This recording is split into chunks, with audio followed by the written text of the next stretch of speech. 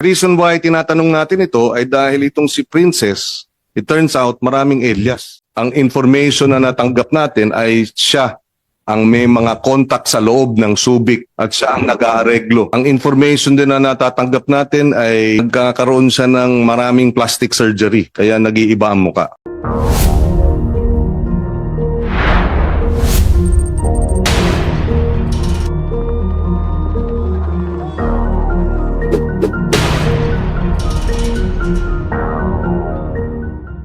In the course of the hearings.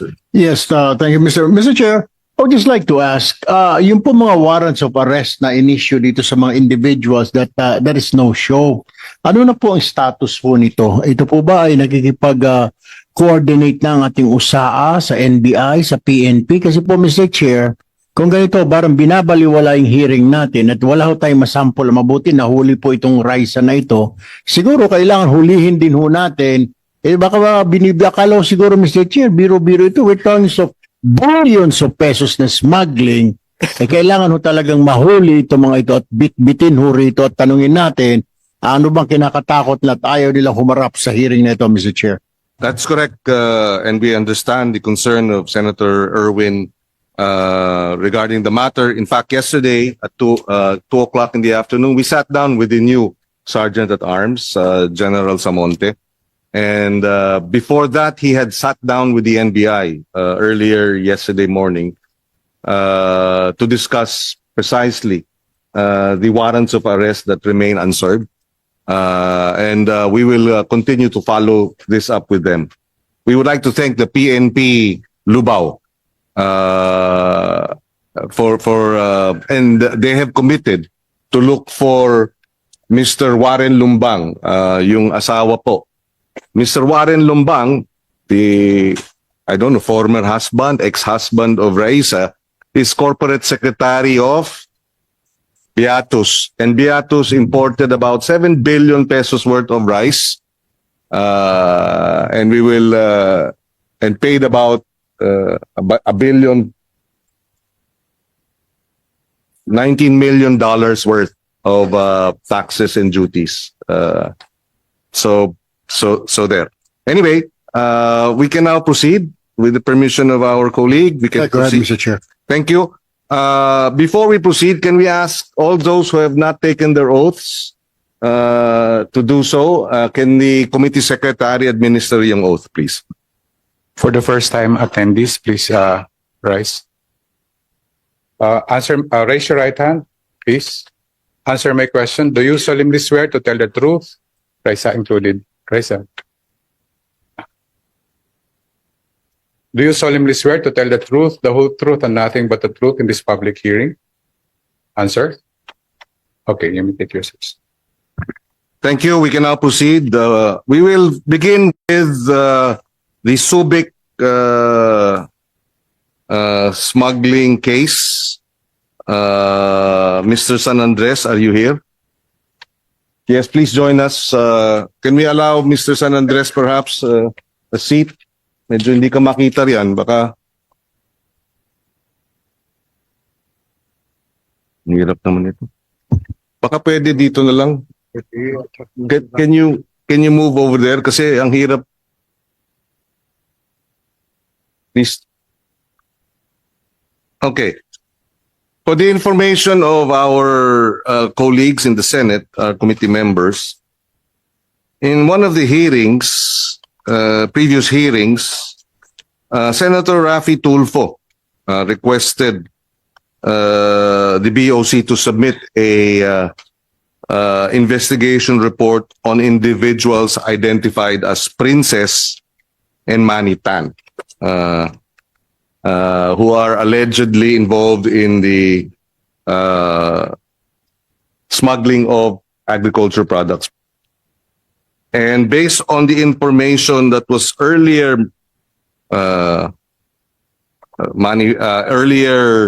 requested, and we received tips, information from certain sources, we have been able to identify a certain princess some of our resource persons in previous hearings mentioned a certain Amina who operates in Subic.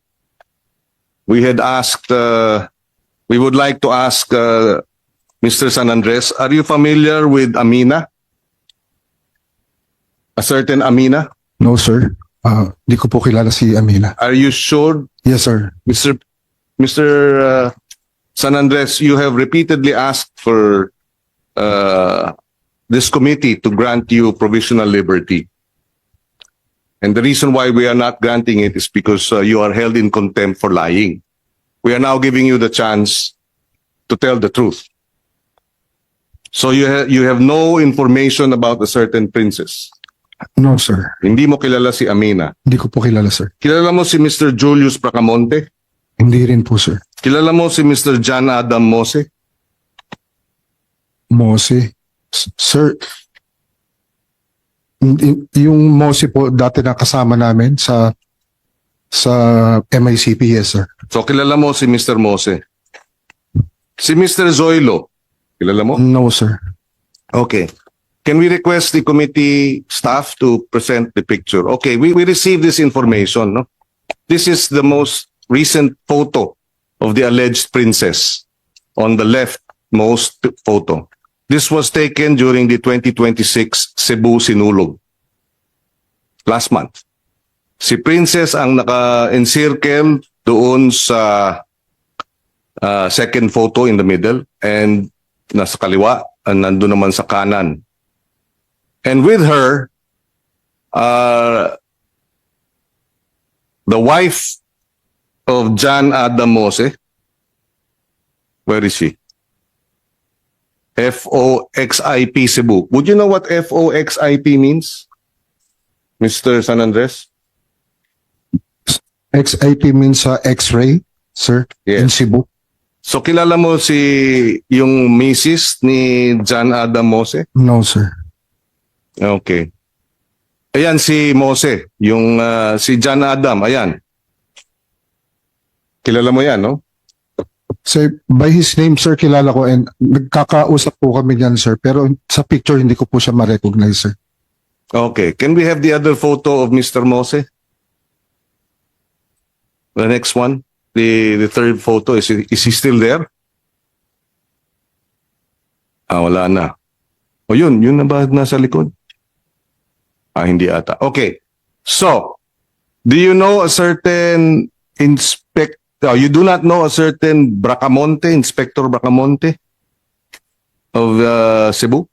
No, Mr. Chair. Is anyone from the BOC here? Yes, sir. Deputy Commissioner Rosales. Kilala po ninyo si Bracamonte? Sir, I don't know Bracamonte, but I know Mose. Yes. sir. Okay. Is he actively involved? Is he still an active... Your Honor, John Mose is presently the field officer of the XIP, X-ray Inspection Project of Cebu Port. And I understand Deputy Commissioner Rosales, he used to head the X-ray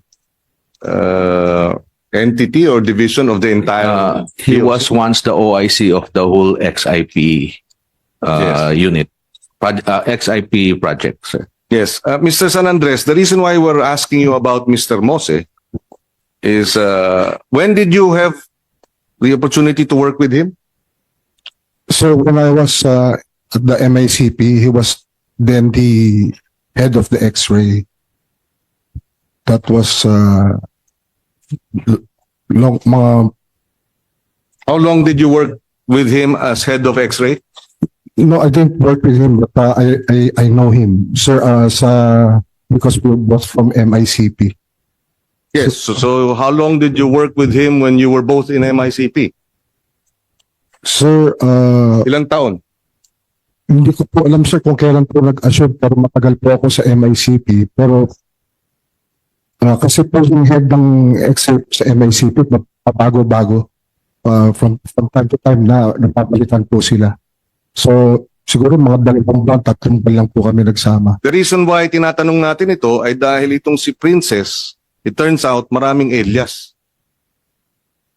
based on the information that we have received thus far, marami siyang pangalan.